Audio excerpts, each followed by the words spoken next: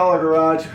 We're gonna do a steering rack and pinion on this 99 Trans Am. We're gonna get started on that right now. Okay, so we gotta take this counter pin off, break this nut loose, and get this tie rod end off. This is an 18 millimeter. I just use a crescent wrench on these. Then you take your ball peen hammer right here and you hit around on this, and that drops the tie rod end out of the pressure fit.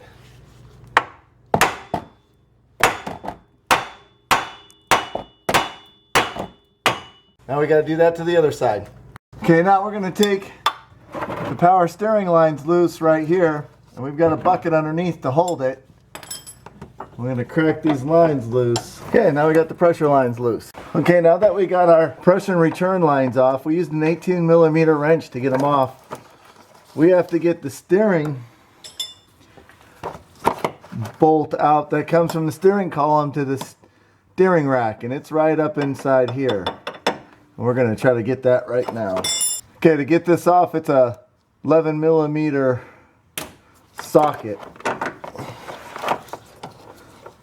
And that's the bolt. Okay, so there's a slip yoke on the steering shaft, and it's not sliding back up in there, so we're gonna have to take the rack and pinion bolts off. And when we slide out the rack and pinion, that should come off, and we'll deal with it then. Okay, so now we're gonna get the rack and pinion bolts themselves. It's an 18 millimeter socket with a 3/8 extension through the bottom. And then we're gonna get a 15 millimeter wrench on the top right here and hold it. So it looks like the oil pan's in the way. So we're gonna have to figure out a way to get that bolt out. So that bolt came out just fine. So this is the problem we're running into, is the bolt's going up and hitting the oil pan on the driver's side, and it's hitting it pretty bad, as you can see. So we're gonna have to figure out some way to get this out. Some people pull the subframes down and then they hold up the engine. So this is the subframe right here. They'll pull all the bolts around on it, and then they'll drop this down. They'll drop it down, and but they have to support the engine also. So we've got to figure a way to get this out. Okay, here's the attempt I'm going to try right now. You can see the floor jacks on the bottom of the oil pan on one side, on the driver's side. So I'm going to try to jack up on the driver's side so I can get the bolt out.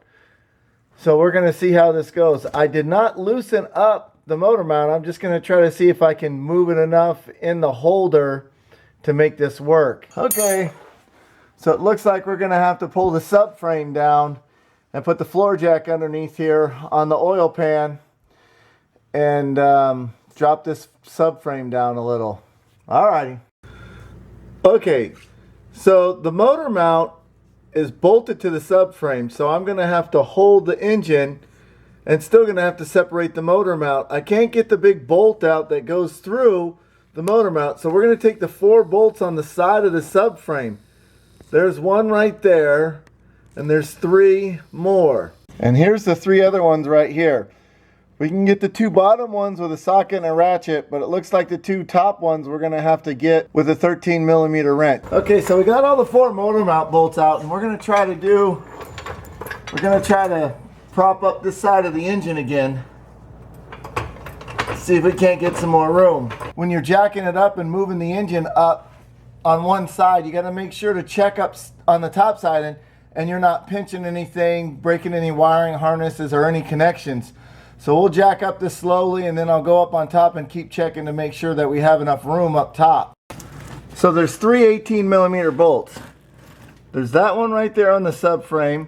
Then there's one through the hole. You get through it through the hole on this control arm, and it's right up in there. And then the last one is back here on the end of the subframe. We're going to loosen those up and drop this side down a little bit. We might have to loosen the other side a little bit to drop it down, but this is what we're gonna do. Okay, so I'm gonna drop this down only with the bolts because I don't have enough floor jacks.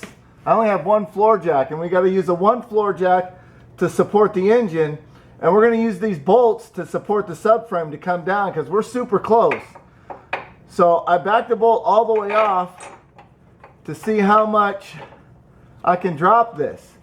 So you're going to want to at least get a thread on this bolt to go in there. So that's where I know I can get to. That's my low point. So that's my reference. Now I'm going to loosen up these other ones to get it in place. So another thing we're going to do is we're going to loosen up the middle one first. Then we're going to slide the jack back underneath there, support the engine, and loosen up the last one in the back. Okay, so once again, we're going to jack this up, and we're going to have to make sure that on the top we're not pinching anything. So we'll jack it up a little bit. Now I'm going to go on the top side and walk. So I'm going to take this pry bar and wedge it up in between the subframe bolt and the frame. Whenever you're using a floor jack, you always want to make sure to not stick your fingers up there too long. We're going to see this thing is wedged in there pretty good. There we go. We got it free. And our steering came out, and there we go. Okay, here's our new rack sitting side by side with our old one. One thing you got to make sure is these are slotted, and it has a keyway here for the bolt to go through.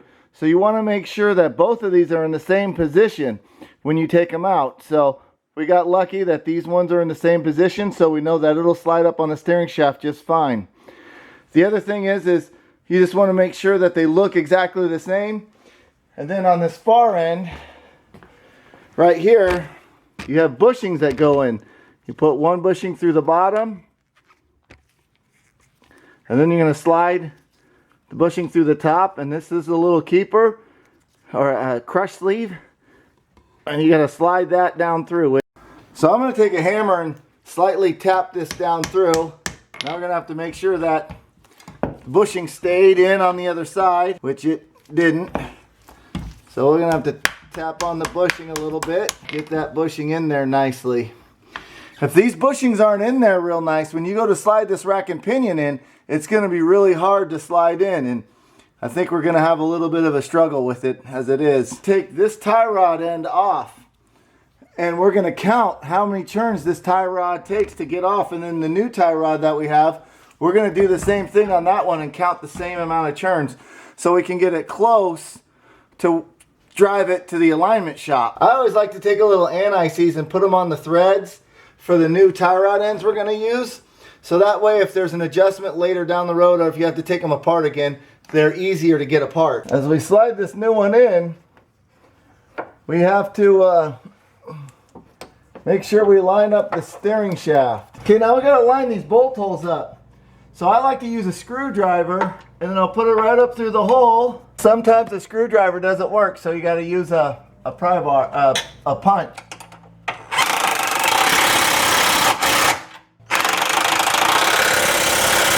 Okay, now we're going to tighten up the subframe.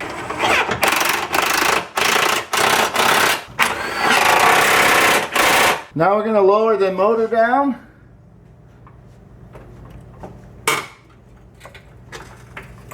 Okay, well, we're on this side. We're going to put the tie rod end on. Now you can see there's a hole right here, and we're going to have to line up the hex nut or the castle nut into that hole to get the counter pin through. Once they're good and tight, slide the counter pin through. Then we'll bend the top side over. Take a hammer or a screwdriver and then just bend the bottom side down. There you go. Okay, so when we lifted up the engine and took out the motor mount bolts, when I set it back down, the motor mount bolts, these bolts don't go back into the slot.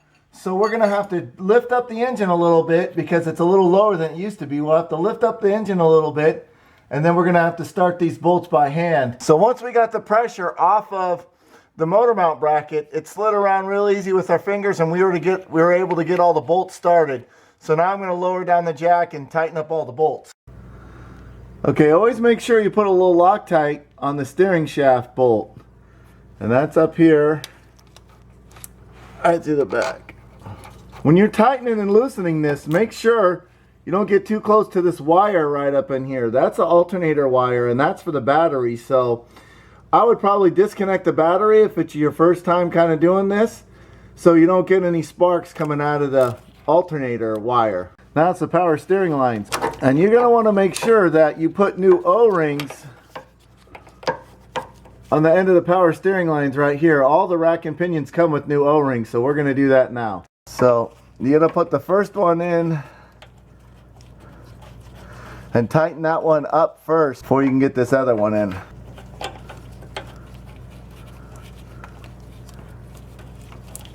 Alright, we just got to put the wheels on and fill it full of fluid and drop it back on the ground.